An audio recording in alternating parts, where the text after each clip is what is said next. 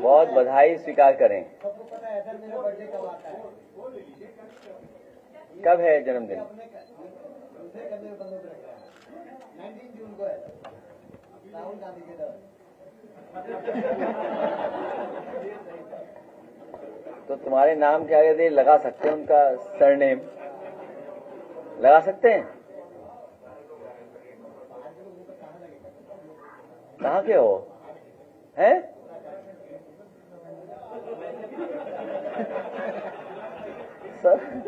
सब कब्जा तो यहीं का है। नहीं, ये 370 के बराबर वाला कानून है। आप ट्वीट पढ़िए ना मुख्यमंत्री जी का। 370 जैसा ही उत्तराखंड का ये कानून। जो लोग जमीन लेना चाहते थे कहीं और, अब जमीन लेके दिखा दें। हम जमीन नहीं लेने दे रहे ना, ये गलत बात है।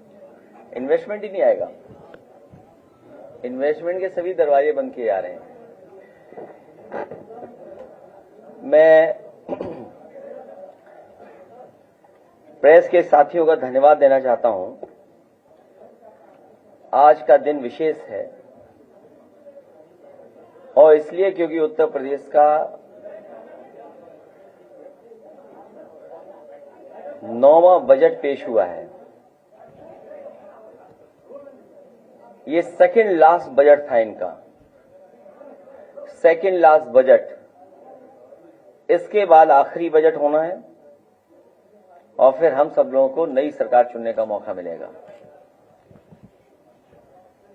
जिस सरकार के पिछले कई बजटों को अगर हम देखें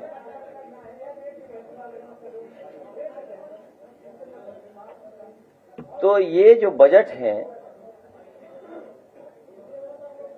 इनके घोषणा पत्र से कोई तालमेल नहीं बनता इनका।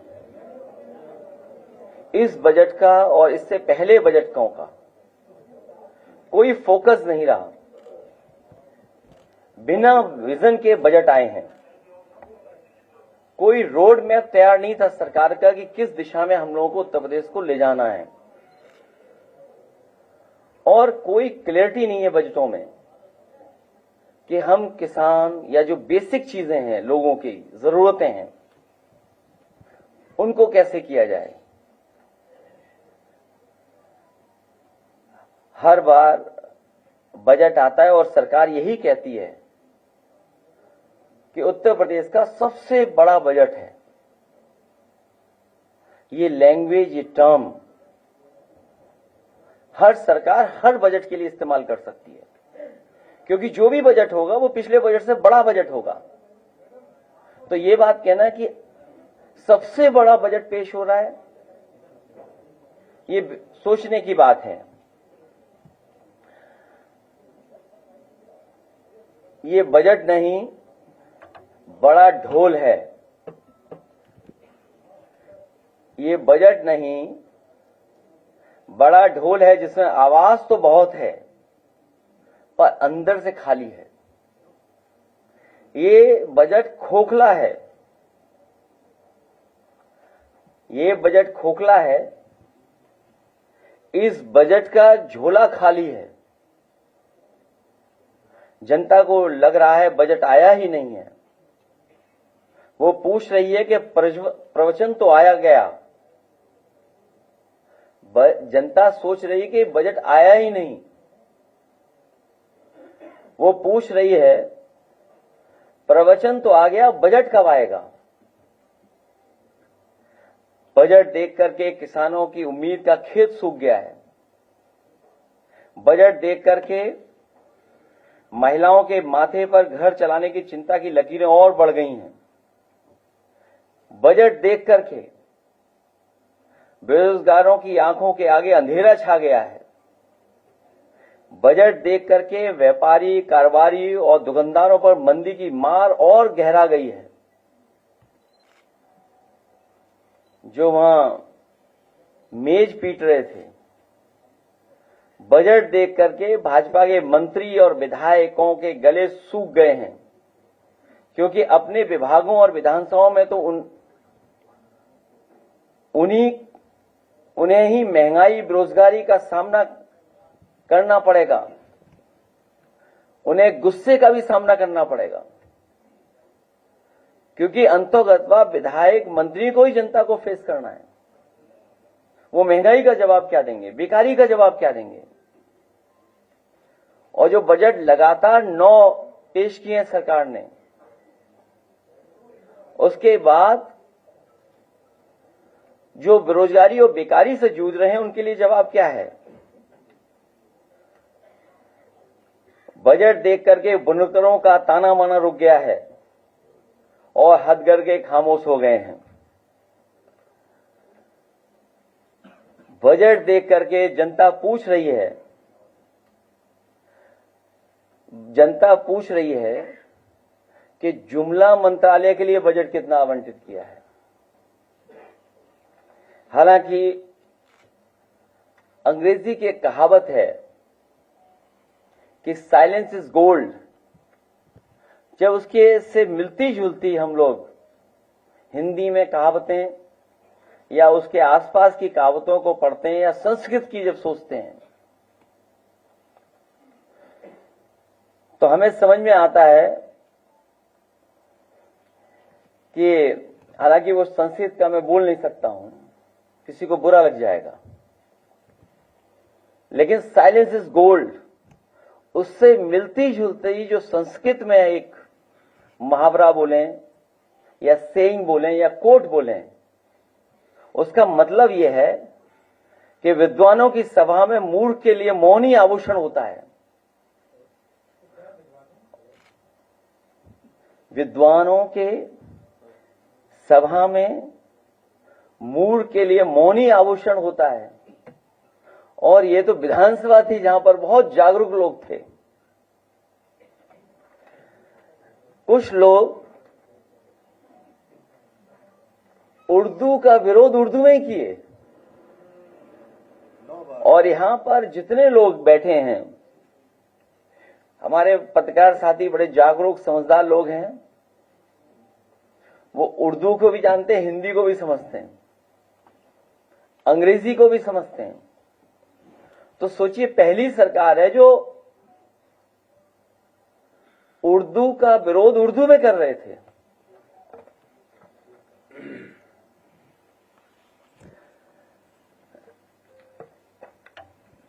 उनसे पूछिए,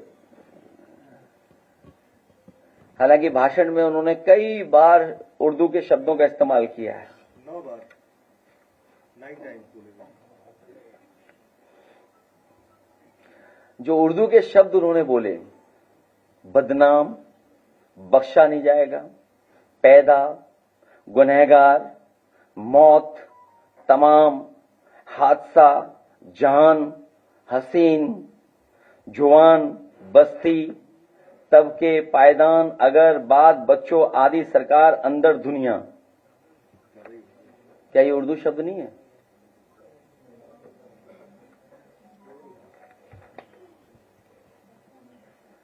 और जो शब्द इस्तेमाल करते हैं, रेल की हिंदी क्या है, इंजन की हिंदी क्या है, स्टीयरिंग व्हील की हिंदी क्या है, क्लच की हिंदी क्या है, गियर की हिंदी क्या है, गियर, हैंडल, प्लेटफॉर्म, इनकी हिंदी क्या है, cricket, station, internet, software, laptop, pension, metro, expressway, आज भी कई बार शब्द इस्तेमाल हुआ होगा, expressway, appeal, magistrate, police, battery, bat, SIM, mobile, shampoo, screen, shirt, लूट, कार। हिंदी और इंग्लिश है क्या चीज? हाँ, उर्दू वर्ड है, उर्दू वर्ड जोड़ा मैंने। तो उनको मैंने एक किताब दी थी कल। मैंने कमाल अख्तर जी से कहा था कि स्पीकर जी के माध्यम से कुंभ पर जो स्टडी की थी हार्वर्ड यूनिवर्सिटी ने, साउथ एशिया डिपार्टमेंट ने वो जो स्टडी की थी वो उस किताब को भेंट किया था मुख्यमंत्री जी को स्पीकर साहब के माध्यम से। तो अंग्रेजी में भिजवाई थी मैंने, और अंग्रेजी में इसलिए भिजवाई थी मैंने, अंग्रेजी को सजाने के लिए और हिंदी को पढ़ने के लिए मैं भेज दूंगा कमाल अख्तर जी के माध्यम से। जो अंग्रेजी में भेजी है मैंने उन्हें, वो सजाने के लिए, और हिंदी में ये भेज रहा हूं किताब पढ़ने के लिए। कमाल अख्तर जी दे देना उनको, बहुत छोटी।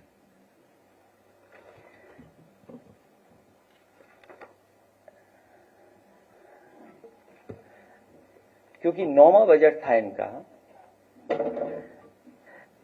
यूपी नंबर 1 के लिए भाजपा का संकल्प पत्र और उनके संकल्प अगले 5 वर्षों में किसानों को सिंचाई के लिए मुफ्त बिजली उपलब्ध कराएंगे। ये पहला उनका संकल्प था। कितने बजट पेश हो चुके हैं? 9। पहला घोषणा पत्र का पहला है उनका शब्द ये। दूसरा वो कहते हैं कि हम 25,000 करोड़ की लागत के साथ सरदार वल्लभ भाई पटेल एग्रो इंफ्रास्ट्रक्चर मिशन बनाकर के प्रदेश भर के किसानों की मदद करने का काम करेंगे। कितने पैसे इकट्ठे करना चाहते हैं ये लोग इंफ्रास्ट्रक्चर फंड में, एग्रीकल्चर इंफ्रास्ट्रक्चर फंड में? 25,000 करोड़ रुपया, और 9 बजट इनके चले गए हैं। 1,000 करोड़ कह रहे हैं भामाशाह भाव स्थिरता कोष को बनाएंगे, जिसमें आलू, टमाटर, प्याज जैसे सभी फसलों का न्यूनतम मूल्य सुनिश्चित करेंगे। 1,000 करोड़ किसके लिए? भामाशाह योजना लाकर के जो हमारी सब्जियां या अन्य फसलें, मान लीजिए बुंदेलखंड में हमारे मूंगफली हो रही है, या बुंदेलखंड में हमारे तिल की पैदावार है, सरसों की पैदावार है, या उत्तर प्रदेश के अन्य क्षेत्रों में टमाटर है, कैप्सिकम है, अन्य फसलें, उसके लिए मदद करने के लिए किसान के लिए 1,000 करोड़ रुपए का इंतजाम करेंगे। हमारा बुंदेलखंड का किसान बर्बाद हो गया, मूंगफली उसकी खरीदी नहीं गई। अगले 5 वर्षों में सरकार द्वारा न्यूनतम समर्थन मूल्य दिया जाएगा फसलों का। आप में से जानते होंगे कहां फसलों का न्यूनतम दाम मिलेगा? जो हमारे सरकार, जो समाजवादी सरकार में मंडियां बनी थी, उन मंडियों को अगर चौपट किसी ने किया तो इस सरकार ने चौपट कर दिया। कोई भी नई मंडी नहीं बनी है एक भी, जहां किसान जाकर के अपनी एमएसपी ले सके। ऐसे तमाम उनके वो बिंदु हैं जो घोषणा पत्र में शामिल थे, और 9 बजट के बाद भी हम देख रहे हैं। वहीं इन्होंने कहा कि हम गन्ना किसानों का अगर 14 दिन में भुगतान नहीं होगा तो हम उसमें इंटरेस्ट देकर के उनका भुगतान कराने का काम करेंगे। पहले दिन से ये सरकार कहती कि हमने इतना पेमेंट किया है, इतना भुगतान किया है, एक बकाया नहीं बताते हैं, और दूसरा क्या कीमत बढ़ाई है गन्ने की, कितना रेट बढ़ाया गन्ने का, आज तक सरकार नहीं बता रही है। हमारे विधायक तमाम बैठे हमारे साथ, उसी गन्ना क्षेत्र से आते हैं, पंकज मलिक बैठे हैं, अभी सहारनपुर में होकर के आया हूं, वहां भी कई महत्वपूर्ण किसान नेताओं से मैं मिला, पत्रकार साथियों से मैं मिला, और उनसे जानकारी ली है। पूरे उत्तर प्रदेश के किसान चाहते थे गन्ने की कीमत बढ़े। सोचिए, डबल इंजन की सरकार ने दोनों बजटों ने ऐसा डबल ब्लंडर किया है कि किसानों की गन्ने की कीमत नहीं बढ़ा पाए, गन्ने की कीमत रेट नहीं बढ़ा पाए, और 14 दिन तो भूल जाइए आप। फिर ये सरकार कहती है कि हम 4,000 एफपीओ बनाएंगे, एफपीओ, और उनको 18 लाख रुपए से मदद करने का काम करेंगे। कितने रुपए? उन्हें 18 लाख तक की वित्तीय सहायता प्रदान की जाएगी एफपीओ को। सरकार बताए कितने एफपीओ की मदद की है। प्रदेश में 6 मेगा फूड पार्क विकसित किए जाएंगे। ये डबल ब्लेंडर सरकार ने अगर एक भी मेगा फूड पार्क विकसित किया हो तो सरकार बताए। मेगा फूड पार्क, और मुझे याद है उस समय की सरकार से मिलकर के उस समय की दिल्ली की सरकार ने उत्तर प्रदेश में कई फूड पार्क के लिए, प्रोसेसिंग के लिए योजनाएं लागू की थी, जिसमें मुझे याद है एक कन्नौज और दूसरा बस्ती में।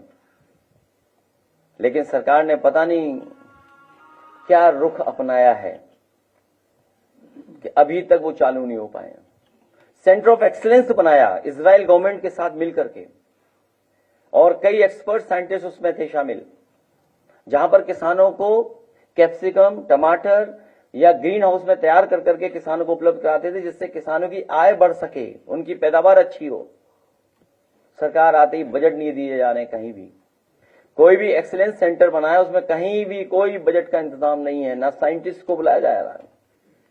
फिर ये कहां से आय दोगुनी कर देंगे? जो लोग सशक्त नारी की बात कर रहे हैं, जिन्होंने कहा कि यूपीपीएससी में हम महिलाओं की संख्या दुगनी कर देंगे सरकारी नौकरियों में। इनके घोषणा पत्र में है कि पीएससी में हम लोग दुगनी कर देंगे। आज बताएं कितनी दुगनी हो गई है? 500 करोड़ की लागत से state talent search and development scheme शुरू करेंगे। कहो तो ये मुख्यमंत्री जी पढ़ भी ना पाए।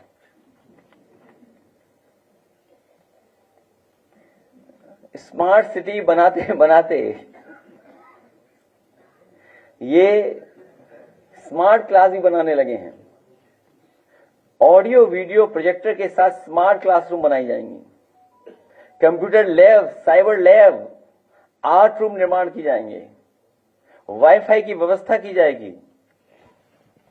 आधुनिक इंफ्रास्ट्रक्चर एवं वर्ल्ड क्लास सुविधाओं के साथ विश्वविद्यालयों के निर्माण होंगे।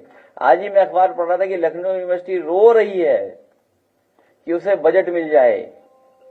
सोचिए क्या लिखते हैं अपने घोषणा पत्र में कि आधुनिक इंफ्रास्ट्रक्चर एवं वर्ल्ड क्लास सुविधाओं के साथ विश्वविद्यालय बनाएंगे। जो आपके नाक के नीचे है विश्वविद्यालय, वो फंड के लिए रो रहा है, और बाकी यूनिवर्सिटी कॉलेजेस का क्या हाल होगा वो आप बेहतर समझते होंगे। स्वस्थ प्रदेश बनाएंगे, इसके लिए हम एड लास्ट में एक दिखाएंगे आपको। पूरा मेडिकल डिपार्टमेंट को इलाज की जरूरत है, स्वास्थ्य विभाग को, पूरे स्वास्थ्य विभाग को इलाज की जरूरत है। हम लगभग 30,000 करोड़ का इन्वेस्टमेंट लेकर के आएंगे किसी योजना के माध्यम से। 30,000 करोड़ मतलब सरकार अपने हाथ खड़े कर रही है। सरकार नहीं चाहती है कि वो इलाज खुद दे, वो चाहती है कि प्राइवेट इन्वेस्टर्स इसमें आए। और जो वित्त मंत्री हैं, सबसे पहला मेडिकल कॉलेज सेंट्रल और स्टेट गवर्नमेंट की स्पॉन्सरशिप दोनों स्कीम से मिलकर के शाहजहांपुर का पहला मेडिकल कॉलेज शुरू किया गया था। उस समय वित्त मंत्री के गृह जनपद का मेडिकल कॉलेज ही में कुछ नहीं हो रहा है। इलाज तो दूर, दवाई तो दूर। जो मेडिकल कॉलेज चलाने के लिए जो स्टाफ की जरूरत होती है, वो स्टाफ ही नहीं है वहां पे। और आपको याद होगा जिस समय मैं सदन में था कि उस मेडिकल कॉलेज में कितने प्रोफेसर की जरूरत है, कितने असिस्टेंट प्रोफेसर की जरूरत है, कितने अन्य स्टाफ की जरूरत है, उसकी पूरी सूची पढ़ी थी मैंने। जब वित्त मंत्री के अपने गृह जनपद के मेडिकल कॉलेज की ये हालत हो, स्वास्थ्य की ये हालत हो, मैंने जानकारी की है शाहजहांपुर की, एक भी एम्बुलेंस नहीं चल रही वहां पर। फोन मिलाने पर एम्बुलेंस ही नहीं आती है, घंटों इंतजार करने के बाद एम्बुलेंस पहुंचती है। सोचिए वित्त मंत्री के जनपद का ये हाल। और अभी हाल में मैं कैंसर इंस्टीट्यूट गया था, क्योंकि इधर अगर हम डेटा सरकार का देखें तो डायबिटीज, हार्ट, किडनी और कैंसर, इन गंभीर बीमारियों से बहुत गरीब के घर में परेशानी आ रही है। बहुत बड़े पैमाने पे ये बीमारियां बढ़ती चली जा रही हैं, लेकिन इलाज नहीं मिल पा रहा है। जो पर्याप्त इलाज मिलना चाहिए, समय से इलाज मिलना चाहिए, क्योंकि अगर समय से इलाज मिल जाएगा तो खर्चा भी कम होगा और जीवन भी बचाया जा सकता है। लेकिन समय पे इलाज नहीं सरकार दिला पा रही है। अभी जब मैं कैंसर इंस्टीट्यूट गया, तो जब मैं कैंसर इंस्टीट्यूट में पहुंचा हूं, तो सबसे पहले मरीज जिससे मैं टकराया वो गोरखपुर की थी बेटी एक। सोचिए, कैंसर इंस्टीट्यूट में अचानक हम लोग गए, और जब मैंने कैंसर इंस्टीट्यूट के परिसर में गया और मैंने जानना चाहा कि मरीज कहां इंतजार करते हैं, कहां आराम करते हैं, तो वहां पर देखा कि जहां पर ओपीडी बनी हुई है बिल्डिंग की, उसी पर जमीन पर अपना गद्दा बिस्तर लगा करके सो रहे हैं। और जो सबसे पहले मैं टकराया, गोरखपुर की बेटी से टकराया मैं। उसके ब्रेन में पानी निकालने का या ट्यूमर की शिकायत थी, कैंसरस था, इसलिए पानी निकाला जा रहा था, उसका फर्दर इलाज होना था। आप सोचिए, प्रदेश के मुख्यमंत्री 9 साल से हैं, 9 साल से, और गिनती कर लेना गोरखपुर कितनी बार गए, गोरखपुर कितनी बार पहुंचे हैं। कुंभ का तो गिनती आ गई है, कुंभ में कितनी बार गए वो। अयोध्या की भी गिनती आती है, बनारस की भी गिनती आती है कि ये पहले मुख्यमंत्री जो इतनी बार गए हैं। सोचिए, गोरखपुर में जाने के बाद भी कैंसर का इलाज गोरखपुर में ना उनके बीआरडी मेडिकल कॉलेज में है और ना ही एम्स में है। उस गरीब परिवार को इलाज कराने के लिए लखनऊ आना पड़ रहा है, वो भी समाजवादी पार्टी की सरकार में बने हुए कैंसर इंस्टीट्यूट में। सोचिए आप, उसके लिए बजट, पर्याप्त बजट नहीं दे रही सरकार। कितने वर्ष लग गए उन्हें डायरेक्टर अपॉइंट करने के लिए। जब मैं एक बार औचक निरीक्षक करने गया था, ऐसे ही औचक निरीक्षक नहीं बोलेंगे, अपने बनाए हुए कैंसर इंस्टीट्यूट को देखने, बजट के दिन हमारे साथ चौधरी साहब भी थे। तो जब पहुंचे तो पूछा कि डायरेक्टर कहां है, तो डायरेक्टर साहब को आने में आधा घंटा लगा। वो आना इसलिए नहीं चाहते कि क्या जवाब दें बजट का। अभी हम लोग विधायक लोग सब गए मिल करके, डायरेक्टर गायब हो गया वहां से, और इसलिए चले गए कि क्या बताएं। वो तो काम करना चाहते हैं, डायरेक्टर, डॉक्टर्स काम करना चाहते हैं।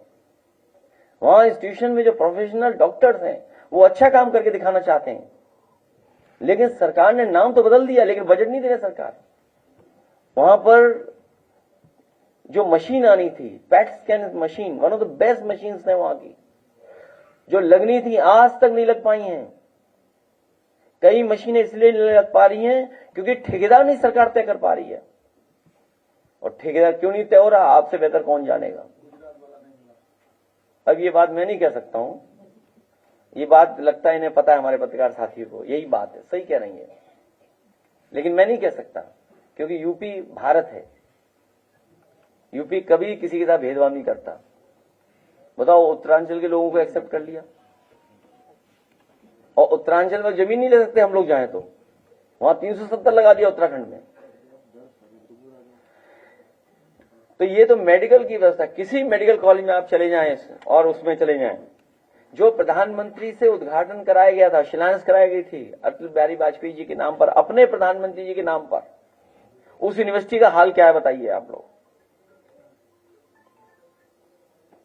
अब तो बजट में 1 ट्रिलियन वाली बात भी नहीं आ रही है।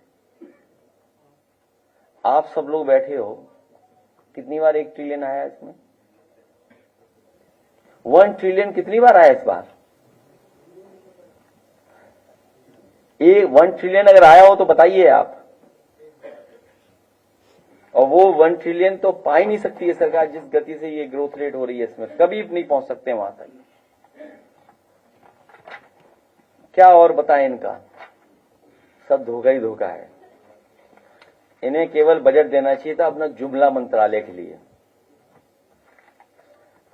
और बजट की पहली लाइन, मतलब सेकंड लाइन जो लिखते हैं बजट की, हम लोग क्या गलत बोल रहे थे? अगर आप बजट की सेकंड लाइन पढ़ेंगे आप, और उस बजट की सेकेंड लाइन में लिखा गया है कि हम सभी जानते हैं कि महाकुंभ, हालांकि वर्ड महाकुंभ कहीं नहीं हमारे वेदों में नहीं है, 144 वर्षों में आता है। तो हम क्या गलत बोल रहे थे बताइए आप? हम लोग भी तो ये बात कह रहे थे कि हर कुंभ 144 वर्ष बाद आता है। हर कुंभ 144 वर्ष बाद ही आएगा। क्या गलत कह रहे हैं? जो बात हम लोग कह रहे थे वो आपने लिख दी अपने बजट के स्पीच में, और इनकी बजट स्पीच बिना उर्दू के पूरी नहीं हुई। लगता है वित्त मंत्री ने बजट गोपनीयता बनाने के लिए मुख्यमंत्री जी को भी नहीं दिखाया। अगर मुख्यमंत्री जी को दिखा दिया होता तो शायद वित्त मंत्री ये शेर नहीं पढ़ पाते कि जिस दिन से चला हूं मेरी मंजिल पे नजर है।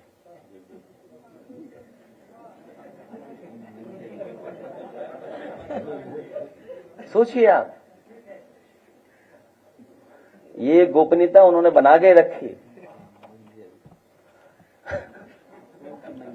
ये सीक्रेसी होती है, क्योंकि आप बजट किसी को बता नहीं सकते बजट पेश होने से पहले तक। तो देखिए सरकार में हो क्या रहा है, और उसी का परिणाम आपने कुंभ में देखा कि जो उत्तर प्रदेश का पॉल्यूशन बोर्ड है उसका जो डेटा कहता है, और जो सेंट्रल पॉल्यूशन बोर्ड एनजीटी का जो डेटा कहता है, दोनों में ब्लंडर है। दोनों इंजन टकरा रहे हैं। हो क्या रहा है ये बताइए दिल्ली लखनऊ में? दिल्ली वालों के आंकड़े, दिल्ली वालों का डेटा यूपी वाले स्वीकार नहीं कर रहे हैं,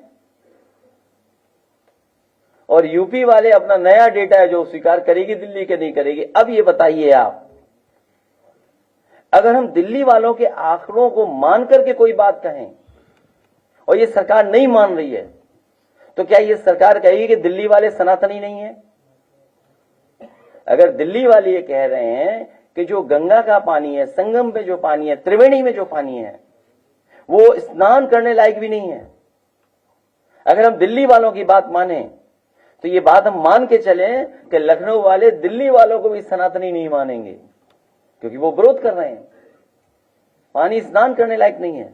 मैं तो इस मौके पर कहूंगा, चाहे वो यूपी पॉल्यूशन बोर्ड के डेटा हो या सेंट्रल पॉल्यूशन बोर्ड का डेटा हो जो मेरे हाथ में है, बीजेपी के सभी नेताओं को सिंटेक्स टंकी भर के दी जाए, उनके घरों पे पहुंचाया जाए विशेष गाड़ी से, जिससे वो अपना खाना बनाएं उसी पानी से, स्नान करें, और जब समय आए तब पीते भी रहें दवाई के रूप में। क्या ये स्वीकार करेगी भारतीय जनता पार्टी? अगर ये नहीं कर रहे हैं, अगर संगम का पानी नहीं स्वीकार कर रहे हैं खाना बनाने के लिए जो भर के आएगा वहां से, और स्नान पीने का काम, और मैं तो कहूं कमाल अख्तर जी एक बोतल में भर करके वहीं रख देना उस सदन में, क्या पी के दिखाओ। सोचिए, क्योंकि मुख्यमंत्री जी को पता ही नहीं है वो बैक्टीरिया आता कहां से, वो बैक्टीरिया आता कहां से है। वो बैक्टीरिया गंदगी से आता है। हमारे मुख्यमंत्री को बीओडी, सीओडी, डिसॉल्व ऑक्सीजन कुछ नहीं पता है। अगर पता होता तो शायद इस भाषा का इस्तेमाल नहीं करते जो भाषा का इस्तेमाल कर रहे हैं वो सदन में। और कभी कभी क्या होता है कि आदमी अपने नेचुरल उसमें चला जाता है, वो उनका नेचुरल फ्लो था। पहले एएनआई ने एक बार दिखाया था नेचुरल फ्लो उनका।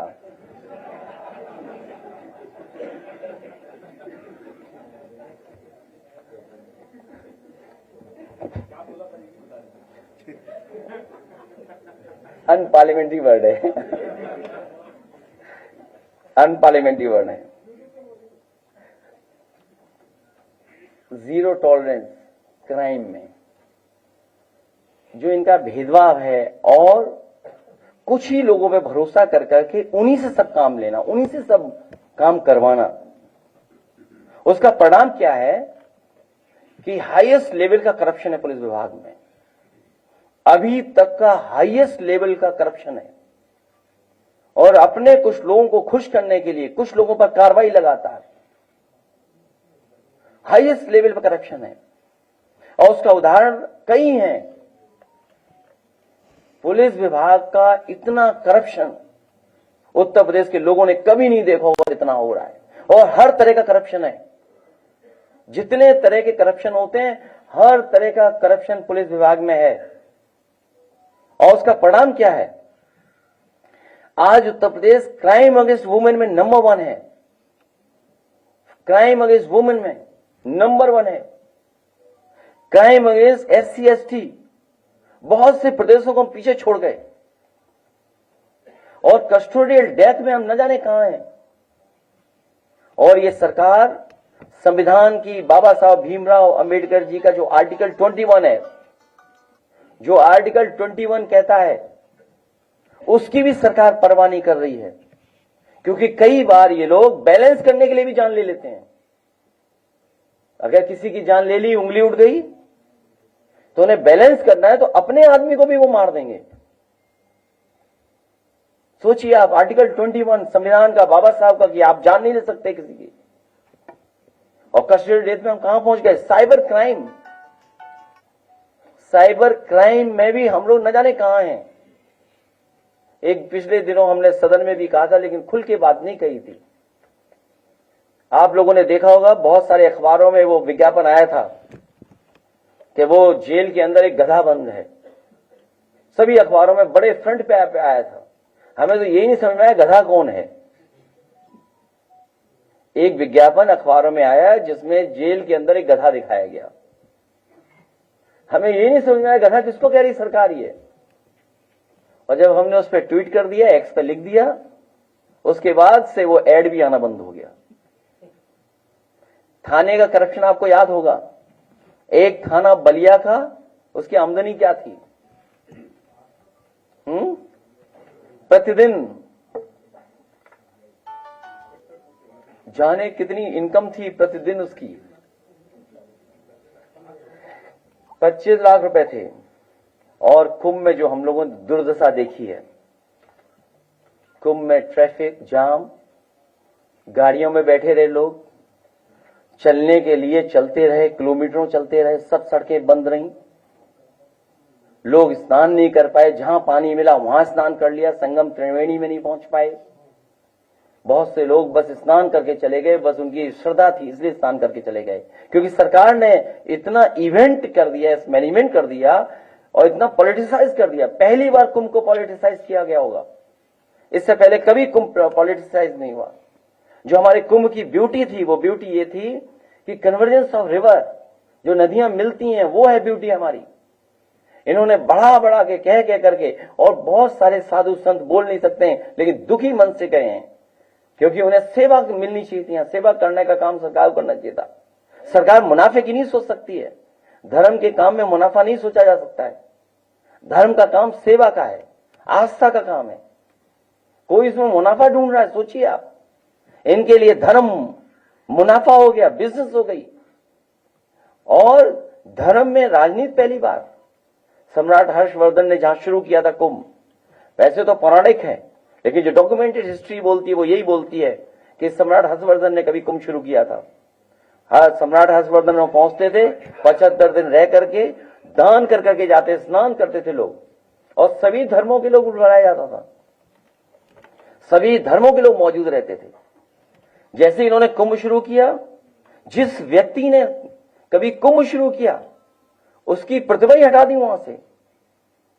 और जब मैंने उस बात को ट्वीट किया, लिखा एक्स पर, तो जल्दी जल्दी में उन्होंने एक चौराहे पे सम्राट हर्षवर्धन को लगा दिया।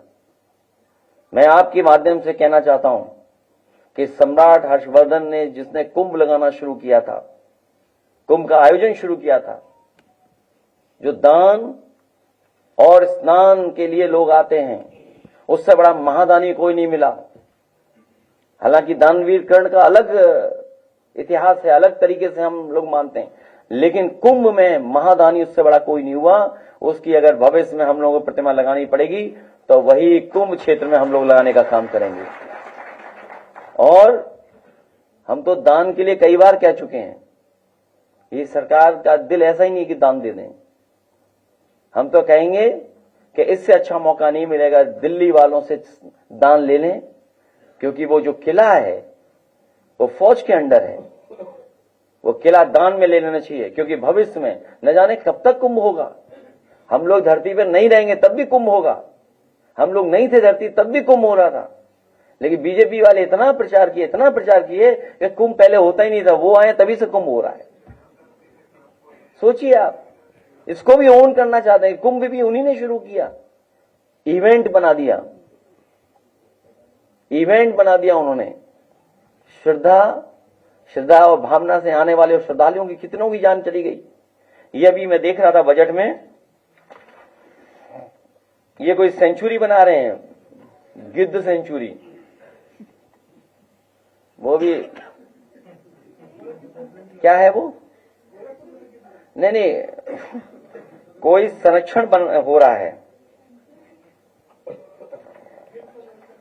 कोई गिद्ध संरक्षण, वो स्पेशल गिद्ध है कोई, तो वो क्या हुआ, प्रजनन क्या होता है बताओ। हमारे मुख्यमंत्री योगी जी क्या सोच रहे हैं, प्रजनन केंद्र गिद्ध का बना रहे हैं, और वो भी कहां पे, अपने गोरखपुर में।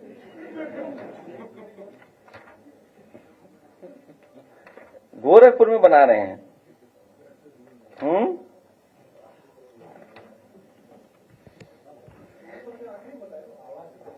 नहीं, वो कहीं है,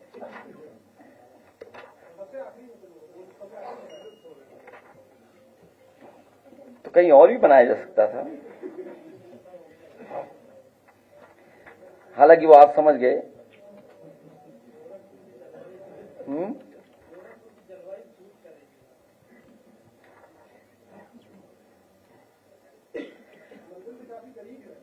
अब ये नहीं पता मुझे, लेकिन वो बना तो रहे हैं कहीं पर। ये आ गया, अच्छा ठीक है, हो जाने दो। खैर एनीवे, तो ये जो बनाया जा रहा है इनका, तो बनाए हमें कोई आपत्ति नहीं उसे बनाने में। गोरखपुर में बनाए में कोई आपत्ति नहीं है, पर गोरखपुर में मेट्रो नहीं दे पा रहे हैं। और अभी बजट में आया है कि 1000 करोड़ रुपए दे रहे हैं वो जो अर्बन एरिया में बाढ़ आ जाती है उसके लिए। अरे भाई, इतना क्यों शर्मा रहे हो, कह देते गोरखपुर की बाढ़ हटाने के लिए 1000 करोड़ रुपए ले रहे हैं, नाम क्यों नहीं डिस्क्लोज कर रहे हो आप पढ़िएगा बजट में लिख रहे हैं कि 1000 करोड़ रुपए बजट का लिया है अर्बन एरिया में जो बाढ़ आ जाती है उससे निकालने के लिए। देखिए, सोचिए आप, 9 साल हो गए अपने गोरखपुर में नाव चलेगी, इस बार भी जब बरसात आएगी तो देखिएगा, मेट्रो तो नहीं चली, स्टेशन भी कहाँ बना पाएगा, हाँ? आज तक स्टेशन भी नहीं बना पाए लखनऊ में। तो उसमें क्या करने जा रहे हैं कि 1000 करोड़ लिख देते कि गोरखपुर के लिए चाहिए हमें, और पेड़ लगाने जा रहे हैं। लगभग 140 करोड़ पेड़ लगा चुके हैं, और इस वर्ष 35 करोड़ पेड़ और लगा देंगे। तो लगभग जब सरकार जा रहे होंगे तो 200 करोड़ पेड़ लगा दिए होंगे। वो मैंने मैथमेटिक्स कई बार बताई आपको कि जिस समय समाजवादी सरकार थी तो 1000 एकड़ में 1,24,000 पेड़ लगे थे। 1000 एकड़ में किसी भी फॉरेस्ट के अधिकारी से आप पूछ लेना, उस समय का कोई अधिकारी रहा हो, तो 1000 एकड़ में 1,24,000 पेड़ लगाए गए थे, ग्रीन बेल्ट तैयार की गई थी। तो सोचिए 200 करोड़ पेड़ के लिए वो जगह कहां है जहां पेड़ लगे।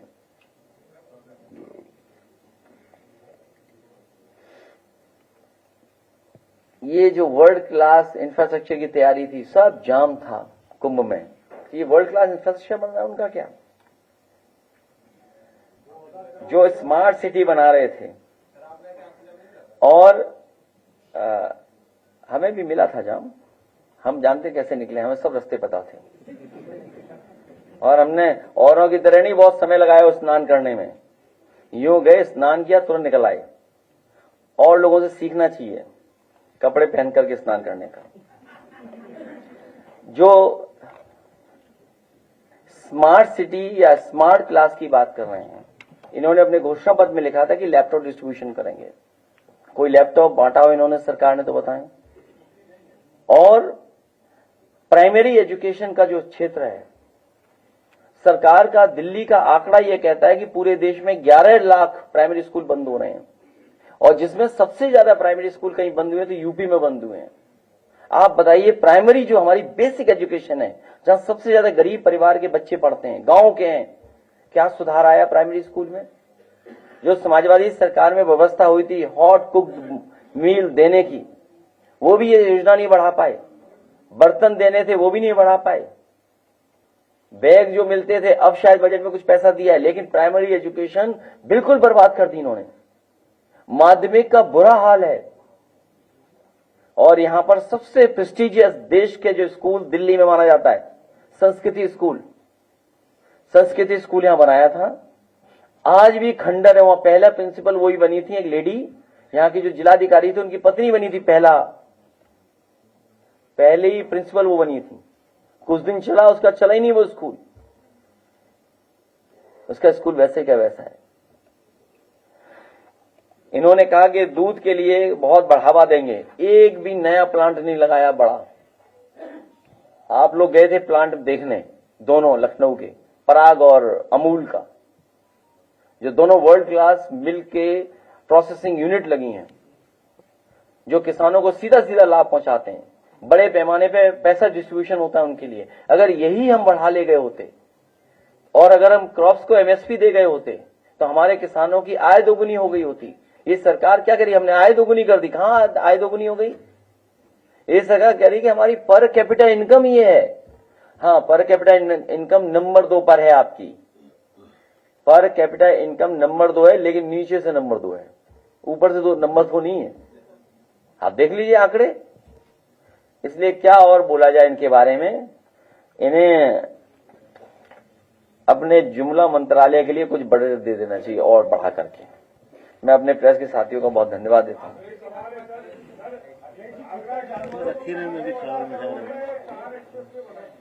देखिए, आप बिल्कुल कंफ्यूज मत हो उनके, जिन्होंने अभी तक कुछ नहीं किया।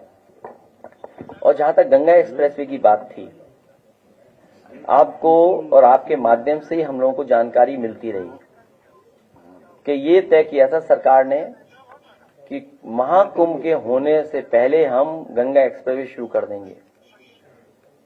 आप बताइए, कुंभ खत्म होने को आ गया, क्या वो एक्सप्रेसवे शुरू हो गया? आपका बुंदेलखंड एक्सप्रेसवे, मैंने पार्लियामेंट में भी ये बात कही कि बुंदेलखंड एक्सप्रेसवे में जितना पैसा आपने लगाया, और उद्घाटन के बाद जैसे ही प्रधानमंत्री दिल्ली पहुंचे होंगे, पूरा बुंदेलखंड एक्सप्रेसवे बह गया। और आज भी मेंटेनेंस चल रहा है बुंदेलखंड एक्सप्रेस में। सोचिए आप, जो पूर्वांचल एक्सप्रेसवे बनाया था वो मानक के हिसाब से नहीं बना। इंडियन रोड कांग्रेस कहती है कि मीडियन जो होता है वो 10 मीटर, 12 मीटर, 14 मीटर होना चाहिए। पता नहीं किसने भारत सरकार को पत्र लिखा, उत्तर प्रदेश सरकार जो परमिशन ले ली, मीडियन काट दिया उसका, केवल इसलिए सेफ्टी से खिलवाड़ की जिससे बजट कम हो जाए। और आप उछलते जाइए बुंदेलखंड में, उछलते जाइए पूर्वांचल एक्सप्रेसवे में, और मुख्यमंत्री जी ने अपना खुद का एक्सप्रेसवे नहीं बना पाए। पहले तो सुनने में आ रहा था 6,000 करोड़ का बनेगा, और अब वो 7,000 करोड़ का बन गया। 7,000 करोड़ का। हालांकि वो बात या कहने की नहीं है, लेकिन बात कह भी देनी चाहिए। अमूमन क्या होता है, जब कोई ठेकेदार को नया ठेका मिलता है, तो अगर छोटा ठेका मिलता है तो मोटरसाइकिल खरीद के ले आता है। अगर बड़ा ठेका मिले तो वो गाड़ी ले आएगा, और बड़ा मिले तो स्कॉर्पियो ले आए, और बड़ा मिले तो फॉर्च्यूनर ले आए। लेकिन बीजेपी के ठेकेदार तो हवाई जहाज ले आते हैं। सोचिए आप। अगर ये बात गलत हो तो बता दो आप। ये बातें मुझे कहनी नहीं चाहिए थी, लेकिन कहना पड़ रहा है। सोचिए आप, तो क्या उम्मीद करोगे बुंदेलखंड एक्सप्रेस कैसा बनेगा, पूर्वांचल कैसा बनेगा? और गोरखपुर लिंक जो 22 में शुरू हो जाना चाहिए था, 24 हो गया, 25 हो गया। ये किसका फंड, किसके रिसोर्सेज बर्बाद हो रहे हैं? ये आम जनता के रिसोर्सेज बर्बाद हो रहे हैं। और मैंने दिल्ली के बजट में और उत्तर प्रदेश के सदन में ये बात कई बार कही, और फिर कहता हूं, फिर दोहराता हूं कि उत्तर प्रदेश ने प्रधानमंत्री बनाए हैं तीसरी बार। क्या कारण है कि दिल्ली की सरकार ने कोई भी एक्सप्रेसवे उत्तर प्रदेश को अपने बजट का नहीं दिया? महाराष्ट्र को मिल रहा है, राजस्थान को मिल रहा है, गुजरात को मिल रहा है, अन्य स्टेटों को मिल रहा है दिल्ली के बजट का एक्सप्रेसवे। लेकिन यूपी जैसा बड़ा स्टेट जो देश की इकोनॉमी को बेहतर कर सकता है, एक भी एक्सप्रेसवे दिल्ली के बजट से क्यों नहीं मिल रहा, ये बताइए आप। और अगर दिल्ली के बजट से मिला होता तो हमारे यूपी का बजट बचता, उससे हम किसान की, नौजवान की, महिलाओं की और उत्तर प्रदेश के दूसरे कार्यों में विकास के लिए लगा देते। ये कारण क्या है? ये जितने भी एक्सप्रेसवे बनाए जा रहे हैं ये सब कागज पे बनाए जा रहे हैं। मुख्यमंत्री से कहिए हिंदी में नाम ढूंढ के लाएं उसका, एक्सप्रेस अंग्रेजी इस्तेमाल न करें उसके लिए, अंग्रेजी इस्तेमाल न करें उसके लिए। और ये जितने एक्सप्रेसवे हैं ये सब घाटे के हो गए, क्योंकि आपने कहा चित्रकूट पहुंचे नहीं एक्सप्रेसवे, पहले छूट गया। तो अगर आप उसको आगे तक जोड़ेंगे, अब रीवा तक जोड़ रहे हैं, ये हमारी पार्टी का सुझाव था।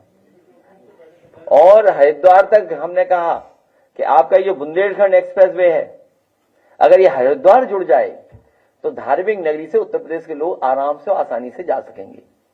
आपको याद होगा जिस समय बस शुरू हुई थी नेपाल से, जहां से सीता मां आती हैं,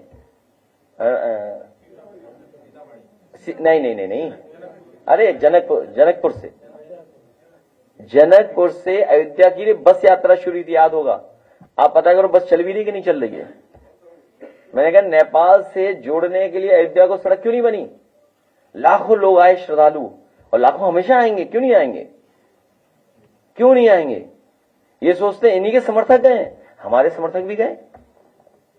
ऐसा नहीं है कि उन्हीं के गए, बोला बीजेपी के गए। अरे बीजेपी का थोड़ी है, श्रद्धालु है, वो बीजेपी का नहीं है। और आपकी इंफ्रास्ट्रक्चर की पोल खुल गई, लोगों की जान चली गई दर्शन करने से पहले श्रद्धालुओं की।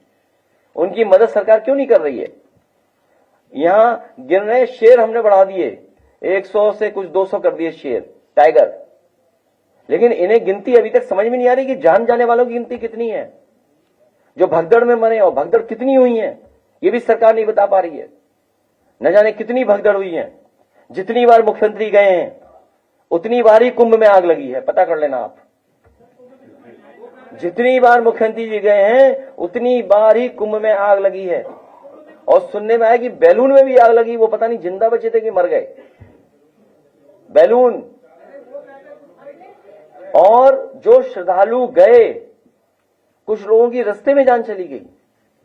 श्रद्धालु गए, स्नान करके लौटे, जान चली गई। कुछ पहुंच भी नहीं पाए जब जान चली गई। बताओ उनकी मदद सरकार करेगी कि नहीं करेगी? और गिनती नहीं बता पा रहे हैं। और मैं आपको जानकारी दे दूं, आप भी अखबार पलटना, जिस समय एसटीएफ को जांच दी गई तो एसटीएफ ने कहा षड्यंत्र है और साजिश है, इसकी पोल खोली जाएगी।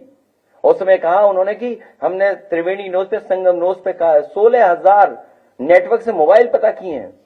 अगर हमने 16,000 नेटवर्क पे मोबाइल पता किए तो मान लीजिए 32,000 लोग थे, 32 नहीं 50,000 लोग रहे होंगे, 50,000 लोग रहे होंगे। और आप गिनती कितनी बता रहे हो भाई? आप ही कह रहे हो, हम नहीं कह रहे हैं, आप ही आंकड़े हम पेश कर रहे हैं। आपने कहा 16,000 नेटवर्क में थे उस समय लोग साजिश करते समय, और आपने कहा ये डिजिटल कुंभ होगा। आपके सीसीटीवी क्यों बंद हो गए? वो सीसीटीवी की रिकॉर्डिंग कहां है जिस समय भगदड़ मची थी? सीसीटीवी क्या थे? अब कह देंगे वो तार कट गए थे, बिजली नहीं थी इसलिए टूट गए थे तार, रिकॉर्डिंग ही नहीं की कैमरे ने। और ड्रोन क्या कर रहे थे आप चंद्रमा तक पहुंचना चाहते हो, लेकिन जमीन पे क्या हो रहा है वो दिखाई नहीं दे रहा आपको। ड्रोन कितने थे सोचिए आप, कहां गए ड्रोन आपके? और पिछली बार के पता करना, जो सीएजी रिपोर्ट कहती है कि ड्रोन फर्जी थे, नकली ड्रोन थे, नकली ड्रोन उड़ाए थे, पिछले सीएजी की रिपोर्ट में कहा गया। तो अभी तो जब और जांच होगी तो आपको पता लगा क्या किया इन्होंने कुंभ में।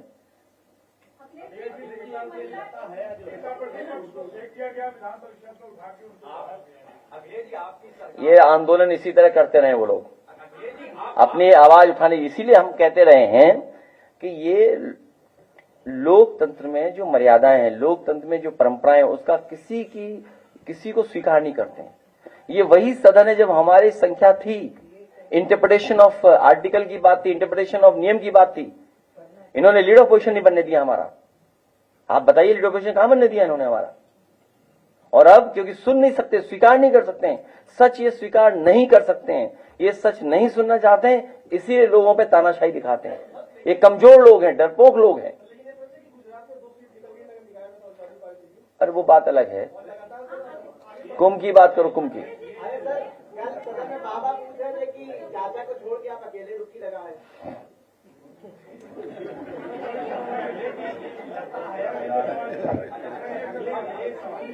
नहीं, उन्हें देखो, हमारे चाचा की बहुत चिंता रहती है उन्हें। अरे रुक जाओ ना भाई, उन्हें चाचा की चिंता रहती है। अच्छा हुआ उनके संग डिप्टी सीएम दो नहीं गए, वो डुबकी के बाद निकलने ही नहीं देते उन्हें। दोनों हाथ पकड़ करके ऐसी डुबकी लगाते हैं, ऐसी डुबकी लगाते हैं, और नहीं मानते हैं, ले जाओ दोनों डिप्टी सीएम को दोबारा डुबकी लगवाने संघ में, अगर डुबकी के बाद बाहर निकलने दें आपको।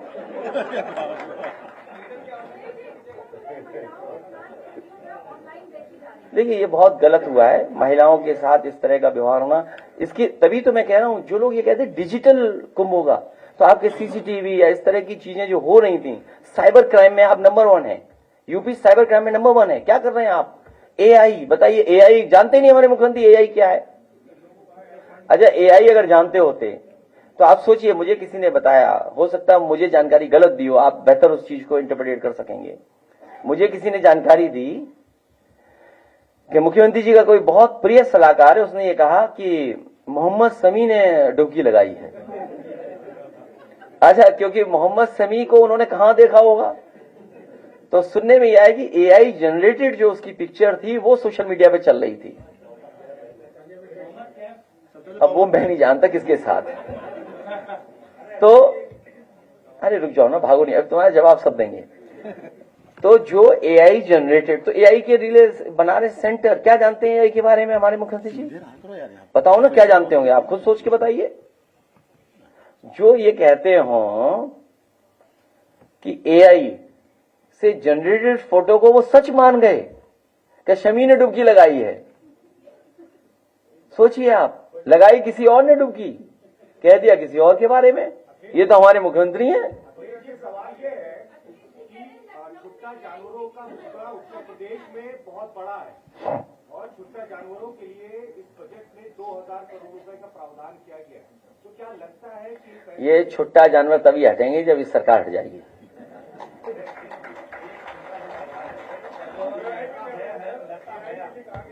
लता हया है उर्दू की शायरा, उन्होंने एक पंक्ति उर्दू में कही थी, तो एक पंक्ति सुनाने पर एक सवाल लेते हैं, यहीं की बेटियां दोनों ने यहीं पर जन्म लिया, सियासत से इन्हें हिंदू और मुसलमान क्यों बना दिया? मुझे दोनों के हालात एक ही मालूम होते हैं, कभी हिंदी पे बंदिश तो कभी उर्दू पे ताला।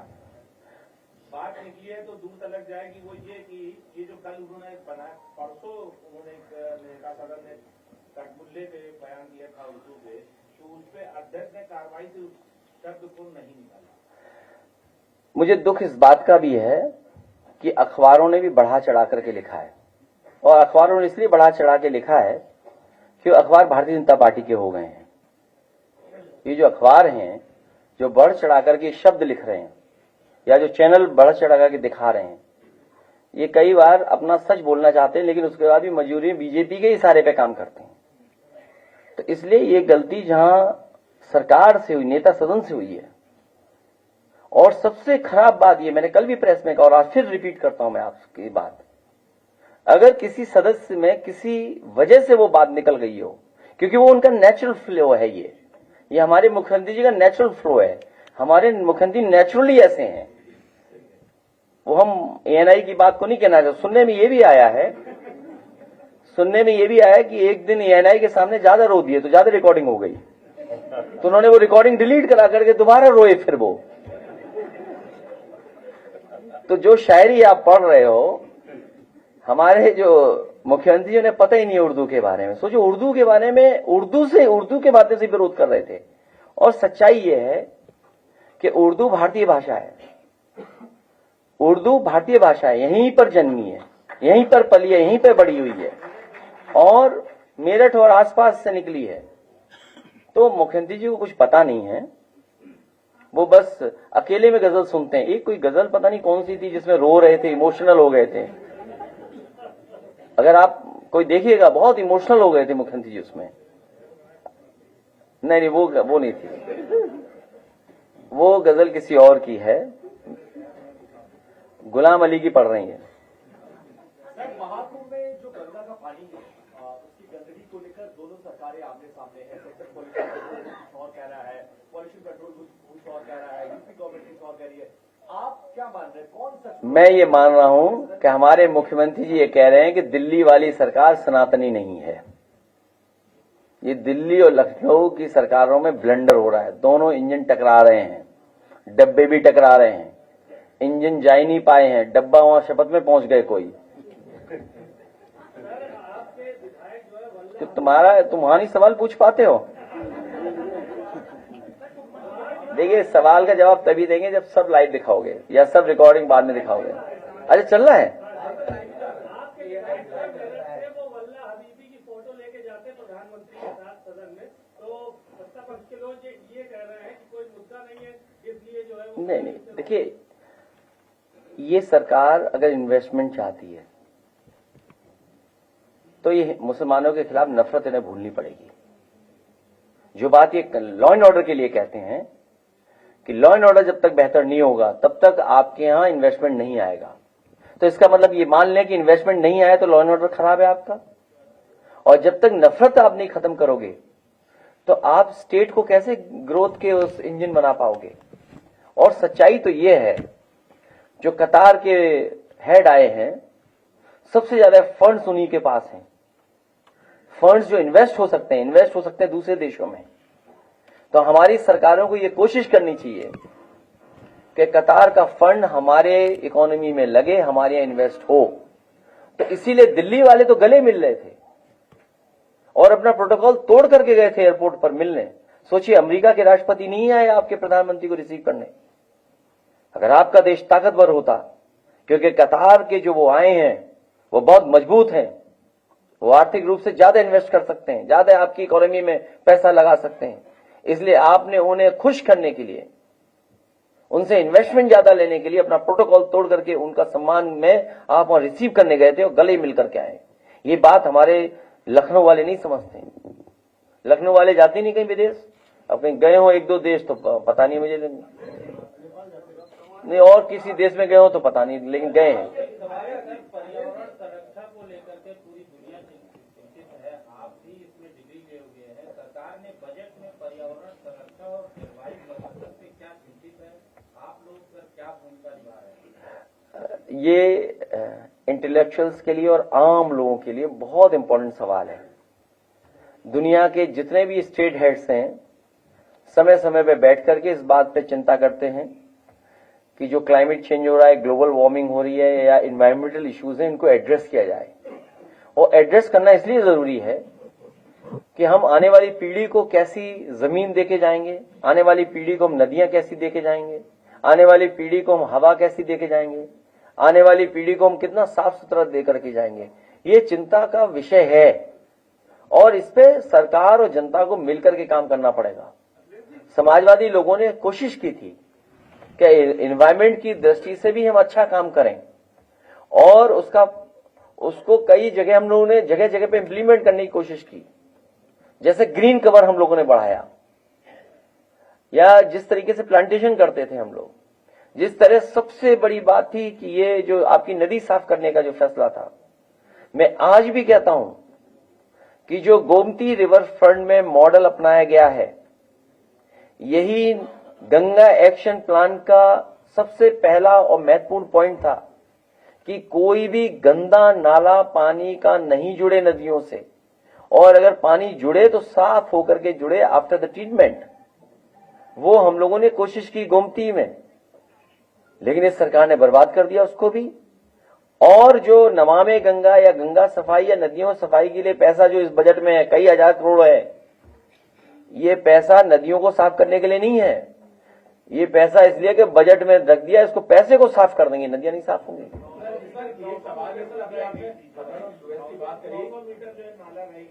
जी जी जी, नहीं, ये मैं आज कह रहा हूं कि देश का one of the best river front होगा। जब भी समाजवादी सरकार आएगी तो आप खुद देखेंगे कि देश का सबसे अच्छा रिवर फ्रंट अगर कोई होगा तो वो आपका लखनऊ का होगा, और यही मॉडल दूसरी जगह अगर अपनाया जाएगा और लागू किया जाएगा तो वहां भी नदियां साफ सुथरी बहेंगी। सर, अभी आपने पता नहीं यूएस की बात करी, यूएस के प्रेसिडेंट डोनाल्ड ट्रंप ने कहा कि हम इंडिया को $21 मिलियन क्यों दें, 21 के 27 $21 21 मिलियन डॉलर। और यहाँ के टैरिफ का भी जिक्र किया जबकि 3 दिन पहले वो 21 मिलियन डॉलर कोई खास अमाउंट नहीं है, बहुत बड़ा अमाउंट नहीं है। सर आपके सरकार में नहीं, एक मिनट इनकी बात खत्म कर दें।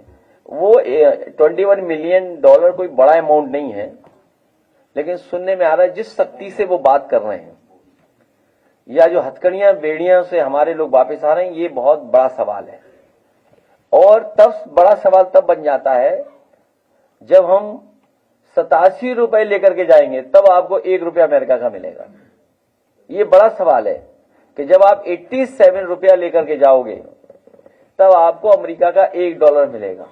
और सोचिए कब ये सरकार क्या कहती थी जब डॉलर की कीमत क्या थी। सरकार ने जिन गंभीर बीमारियों में 5 लाख रुपए दिए जाते थे प्रदेश में, जहाँ कैंसर इंस्टीट्यूट में वो क्या है, वर्तमान सरकार ने उसको 1.5 लाख रुपए कर दिया है। क्या इसमें इलाज हो सकता है? सरकार इस पे हम एक ऐड भी दिखाएंगे आपको, वो हमारी पार्टी ने एक ऐड बनाया, वो दिखाएंगे आखिरी में। अरे रुक जाओ ना, ये जो बीमारी वाला सवाल आपने उठाया है, जो नेताजी का पक्ष था और जो समाजवादियों की सोच है और जिस पर समाजवादी पार्टी ने काम भी किया और करके भी दिखाया। समाजवादी पार्टी का मानना है कि कोई भी गरीब अस्पताल जाएगा उसे न कोई कार्ड दिखाना पड़े, न कोई पैसे के लिए उसे मांग की जाए। एक बार पर्चा बन जाए तो उसका पूरा का पूरा इलाज फ्री होना चाहिए, उस गरीब को कोई परेशानी नहीं होनी चाहिए। और वो मॉडल नेताजी ने आपके लोहिया इंस्टीट्यूट में शुरू कर दिया था, लोहिया आपके मेडिकल कॉलेज में, और सैफी का एक्ट जो बना था, और उसी एक्ट के तहत हम लोग कैंसर इंस्टीट्यूट बनाना चाहते थे। भविष्य में भी हम उत्तर प्रदेश की जनता को कहना चाहेंगे और बताना चाहेंगे कि गरीब का इलाज फ्री होना चाहिए और पूरा का पूरा पैसा सरकार को देना चाहिए।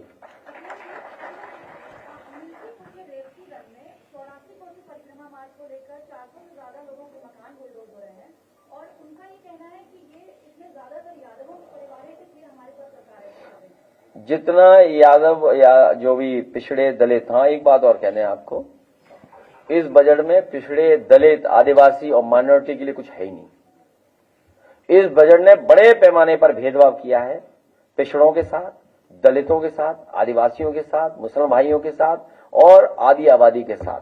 और जहां तक बात आप कह रहे हैं फैजाबाद अयोध्या की, वहां लगातार अन्याय हो रहा है। हम लोगों ने पहले भी कहा, फिर कहते हैं कि सरकार वही अच्छी होती है जो सर्किल रेट का बढ़ा करके, क्योंकि अयोध्या जैसी जगह पर आप जमीन ले रहे हैं, अयोध्या वासी कभी ऐसा नहीं सोच सकते कि जमीन विकास के लिए न दें।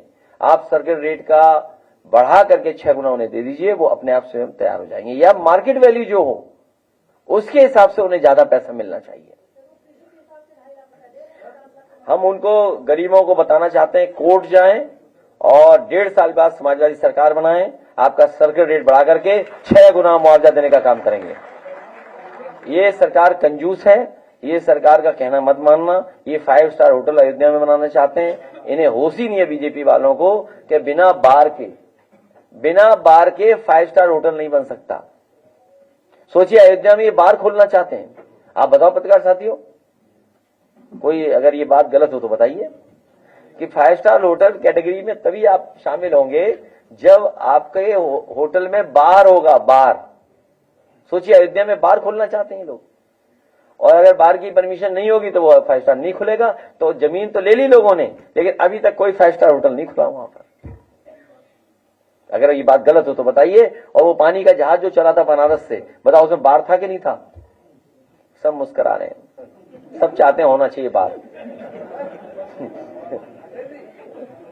आपके विधायक सदन में विपक्षी विधायकों के खिलाफ कार्रवाई की मांग कर रहे हैं, तो अच्छी बात है, आप भी उस पर सहमति दे दी कि विपक्षी विधायकों के खिलाफ कार्रवाई हो। लड़ते रहना चाहिए, संघर्ष करते रहना चाहिए। क्षेत्र में आरक्षण का विषय उठा था, हम लोग उसके पक्ष में हैं।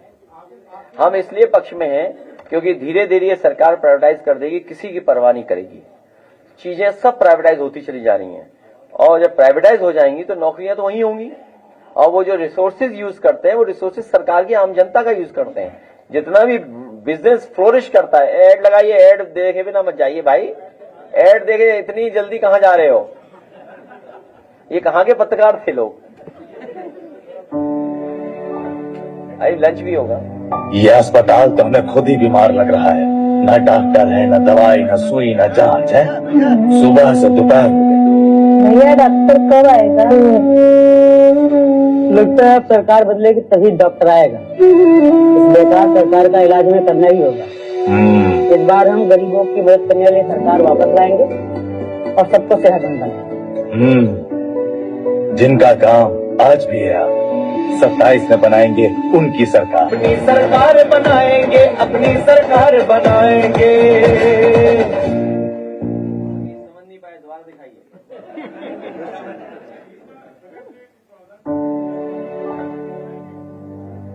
ये अस्पताल तो हमें खुद ही बीमार लग रहा है, न डॉक्टर है, न दवाई, न सुई, न जांच है।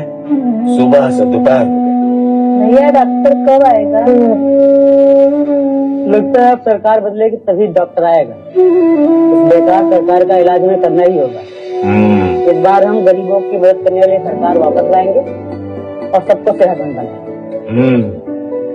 जिनका काम आज भी है, 27 में बनाएंगे उनकी सरकार। अपनी सरकार बनाएंगे, अपनी सरकार बनाएंगे। किसान वाला भी दिखा दो जो कर लो। AI तो समझ नहीं पाए, मोहम्मद शफी दिखा रहे प्रधानमंत्री भाई। उनके किस सलाहकार ने बताया कि ये मोहम्मद शफी गए थे स्नान करने? ये बता सकते हैं ये किसने बताया था? नहीं सच है, मतलब ये तो नहीं करना चाहिए। उन जो सलाहकार हैं इतना धोखा नहीं देना चाहिए मुख्यमंत्री को।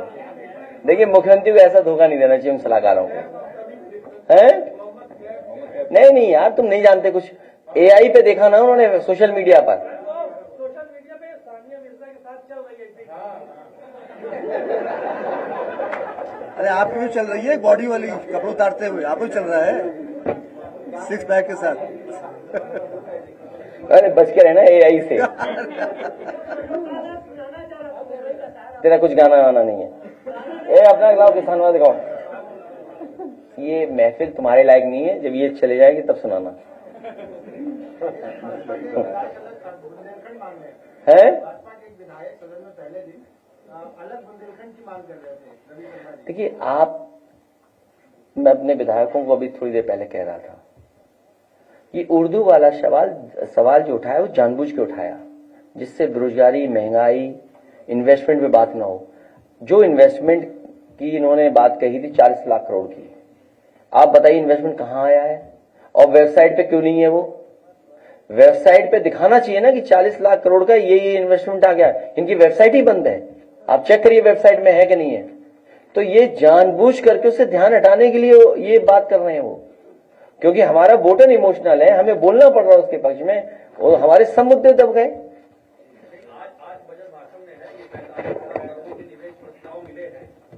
अरे यार हर बार यही बजट में पढ़ते, तुम भी उन्हीं की बातें कर रहे हो यार, हद हो गई तुम्हारी बात यार। अरे भाई MOU और जमीन पर फर्क नहीं, वेबसाइट चेक करो जरा, गूगल पे चेक करो वेबसाइट कहाँ है। नहीं भाई अभी कहना ऐसा है, जो बजट में जो लिखा जा रहा है, जो MOU, ये कहते हैं कि इन्वेस्टमेंट मीट हुई, और इन्वेस्टमेंट मीट के बाद हमने ये MOU साइन किए, प्रस्तावित हैं, जितने भी एक्सप्रेस वे प्रस्तावित हैं, बने नहीं है। मेट्रो प्रस्तावित है, AI प्रस्तावित है, अभी तक तुम प्रस्तावित ही रखोगे। इन्होंने लिखा है 15 लाख करोड़ के निवेश प्रस्ताव जमीन पर उतारे गए। कहाँ उतरे हैं? वेबसाइट पे दिखा दो। 60 लाख नौकरियों के अवसर सृजित हुए। तो इन्हें जब नौकरी की बात आई तो सबसे पहले इन्होंने नौकरी किस में कही?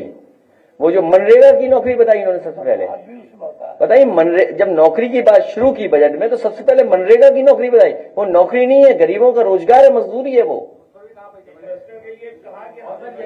और मैं आपसे कहना चाहता हूं कि भाई वेबसाइट खोलो ना, आप वेबसाइट पे क्यों नहीं ट्रांसपेरेंसी रख रहे हो आज के जमाने में?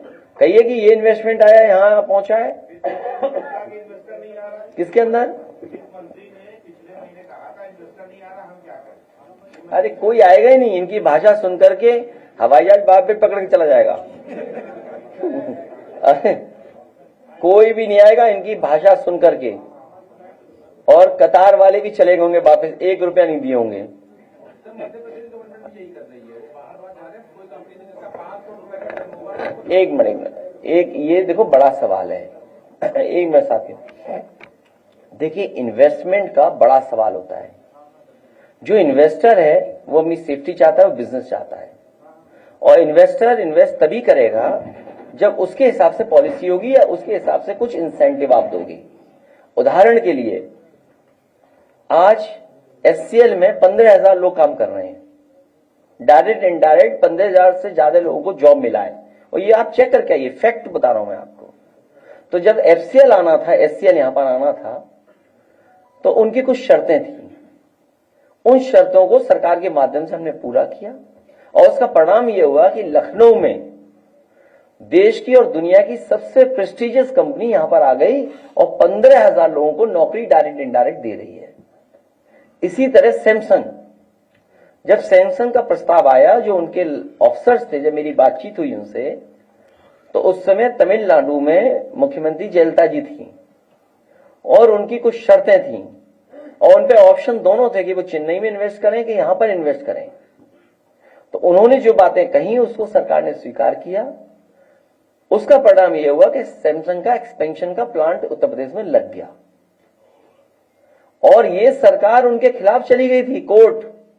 आप पता करिए कोर्ट गई थी कि नहीं गई थी। उन्हें कोर्ट में जाकर के जो इंसेंटिव से तब पाए वो लोग। और मुझे लगता है इंसेंटिव देने के लिए भी सरकार ने अपनी जेब में इंसेंटिव रख लिया हुआ कुछ, जैसे थाना की कमाई है ना, वैसे ही। सर कहा जा रहा है कि जिस तरीके से तो इसलिए मैं आपसे कह रहा हूं कि अगर आपने 40 लाख करोड़ के एमओयू किए हैं तो उसको वेबसाइट में डाल दीजिए। ये लीडर ऑपोजिशन है, ये भी सदन में सीनियर मेंबर है, हम लोग देख लें कहां कहां आया इन्वेस्टमेंट। अगर सिद्धार्थनगर में कोई इन्वेस्टमेंट आया तो बता दो, बताओ। ये लीडर ऑपोजिशन, इनका कोई इन्वेस्टमेंट नहीं आई, इंडस्ट्री बताइए कहीं आई है? अच्छा दूसरा, बीजेपी वाले ये जान गए, बीजेपी वालों के सगे नहीं है। इधर कुछ दिनों के छापों से ये पता लग गया है कि बीजेपी वाले ये अंदर ही अंदर कह रहे हैं और बात कर रहे हैं कि बीजेपी अब हमारी भी सगी नहीं बची। एक सरिया वाले थे, बहुत बीजेपी की मदद करते थे। हमें कानपुर के लोगों ने बताया, जब मैं वहां कानपुर गया तो मैंने कहा इस छापा पड़ा है, जरा इसके छापा के खिलाफ बोल दें। तो हमारे लोगों ने कहा मत बोलिए, ये बीजेपी का आदमी है। तो उसके छापा पड़ा। आप पता करिए छापा पड़ा कि नहीं पड़ा। और फिर हम दूसरी बार कानपुर गए तो उन्होंने कहा गुटखा वालों के समर्थन में बोल दीजिए। तो हमने कहा हम नहीं बोलेंगे गुटखा वालों के समर्थन में, ये सब भाजपा मित्र हैं।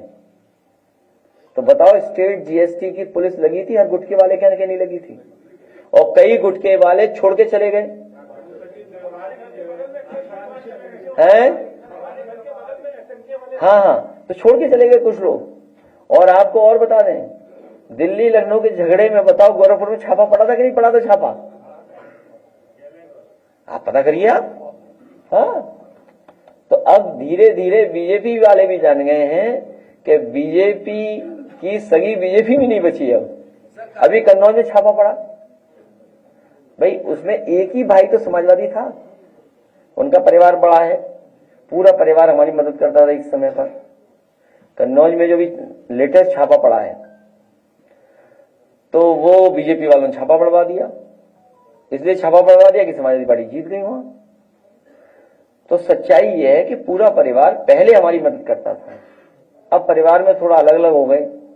तो कुछ परिवार के सदस्य हमारी मदद करते थे, बाकी सब बीजेपी की मदद करते थे। लेकिन छापा पड़ा तो पूरे परिवार में पड़ गया छापा। तो बताओ, बीजेपी वालों के सगे हैं क्या? सर कहा जा रहा है कि जिस तरीके से यूपी के अंदर केशव प्रसाद मौर्य जी हैं, वैसे तुम इनसे भी सवाल पूछो, हम थक गए बहुत यार। किसान वाला अरे हेड दिखा दो, लाइट बंद करो, हेड दिखाओ। अरे भैया, आज की सरकार में कोई खुद किसान हो या किसी की खेती बाड़ी किसान हो, इन सबका मतलब है बीज, खाद, सिंचाई, फसल की कम कीमत और छुट्टा जानवरों की परेशानी। सोचता हूँ काम ही बदल लो। हम अपना काम नहीं, ये किसान विरोधी नाकाम सरकार बदलेंगे। हम किसानों का भला करने वाली सरकार वापस लाएंगे, जो बीज, खाद, बिजली, पानी भी दिलवाती थी और फसल के साथ साथ मजदूरी का सही दाम भी। जिनका काम आज भी है याद, 27 में बनाएंगे उनकी सरकार। अपना भविष्य खुद बनाएंगे, किसी के बहकावे में नहीं आएंगे, सबको समझाएंगे। एकजुट होकर 27 में अपनी सरकार बनाएंगे, मतलब पीढ़ी सरकार लाएंगे। अपनी सरकार बनाएंगे, अपनी सरकार बनाएंगे।